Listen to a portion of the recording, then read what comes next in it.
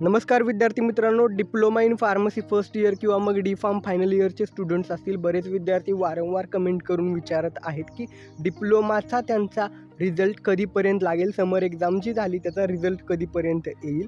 त्याशिवाय बऱ्याच विद्यार्थ्यांनी वारंवार कमेंट करून विचारलेलं आहे की ग्रेस मार्क्स सिस्टीम कशी असते.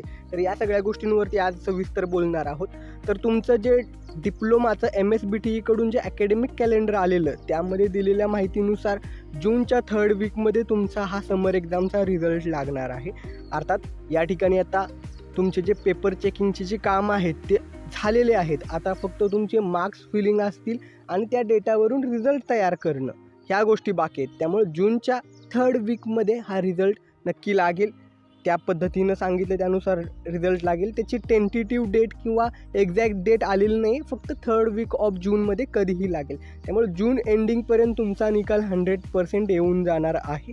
आता हा निकाल कशा पद्धतीनं बघायचा आहे किंवा कुठे पाहता येईल, तर MSBTच्या वेबसाईटवरती आल्यानंतर तुम्ही या ठिकाणी खाली बघू शकता. ऑनलाईन ॲक्टिव्हिटीज नावाचा जो ऑप्शन दिसतोय त्यावरती गेल्यानंतर तुम्हाला त्या ठिकाणी जे काही रिझल्ट असेल किंवा इतर ज्या काही गोष्टी येणार आहेत, महत्त्वाचे अपडेट्स आहेत ते दिसतील. त्याशिवाय ज्या दिवशी रिझल्ट डिक्लेअर होईल त्या दिवशी तुम्हाला ह्याच वेबसाईटवरती एक टॅब दिसेल की रिझल्ट चेक करण्यासाठी, त्यावरती क्लिक करायचं आहे. तर आता या ठिकाणी फक्त जे काही तुमचे मार्क्स फिलिंग आणि इतर ॲक्टिव्हिटी आहेत ज्या की इन्स्टिट्यूटने करायच्या असतात, पेपर चेकिंग सेंटरने करायच्या असतात, तर त्या गोष्टींबाबतच अपडेट आहे. इतर कुठलंही अपडेट अद्याप आलेलं नाही, पण या वेबसाईटवरती तुम्ही व्हिजिट करून रिझल्टबाबत अपडेट चेक करू शकता. आता दुसरा महत्त्वाचा मुद्दा, ग्रेस मार्क्स सिस्टीम काय आहे. तर विद्यार्थी मित्रांनो, ग्रेस मार्क्स ही तेव्हाच दिली जाते जेव्हा तुम्हाला एखाद्या पर्टिक्युलर सब्जेक्टमध्ये तुम्ही थोड्या मार्कांसाठी फेल होत असाल तर तुम्हाला मार्क्स दिले जातात. आता बऱ्याच ठिकाणी असं म्हटलं जातं की ग्रेस मार्क्स मला दिले नाही किंवा कोणाला तरी मिळाले. तर लक्षात ठेवा, ही ग्रेस मार्क्स मिळालं किंवा ते मिळण्यासाठी तुम्हाला कुठलंही ॲप्लिकेशन करायचं नसतं. सिस्टीम सॉफ्टवेअर जे आहे, ज्या सॉफ्टवेअरमध्ये तुमचे मार्क्स एंट्री होतात, ते मार्क्स एंट्री झाल्यानंतर तुमचे 5 पैकी 4 सब्जेक्ट क्लिअर आहेत आणि एखाद्या सब्जेक्टमध्येच तुम्ही 2 ते 3 मार्क्ससाठी फेल होत असाल तर त्या ठिकाणी सॉफ्टवेअर ते ग्रेस मार्क्स देतं आणि त्याला तुम्ही नंतर चॅलेंज करू शकत नाही की मला ग्रेस मार्क्स मिळाले नाही किंवा का ग्रेस मार्क्स मिळाले नाही. आणि जो काही नियम आहे, रूल आहे, त्यानुसार पर सब्जेक्ट 0.5 मार्क्स, म्हणजे जर 6 सब्जेक्ट असतील तर मॅक्सिमम 3 ग्रेस मार्क्स मिळू शकतात आणि ती ग्रेस मार्क्स फक्त एकाच सब्जेक्टसाठी दिली जाते. अर्थात तुमचे आता 5 सब्जेक्ट आहेत तर पर सब्जेक्ट 0.5 या अर्थानं 5 सब्जेक्टचे 0.5 मार्क्स मिळून तुमचे 2.5 मार्क्स होतात, 2.5 मार्क्स होतात. आणि हे मार्क्स तुम्हाला एकाच सब्जेक्टमध्ये दिले जातात जर एका सब्जेक्टसाठी तुम्ही थोडक्यासाठी फेल होत असाल तर.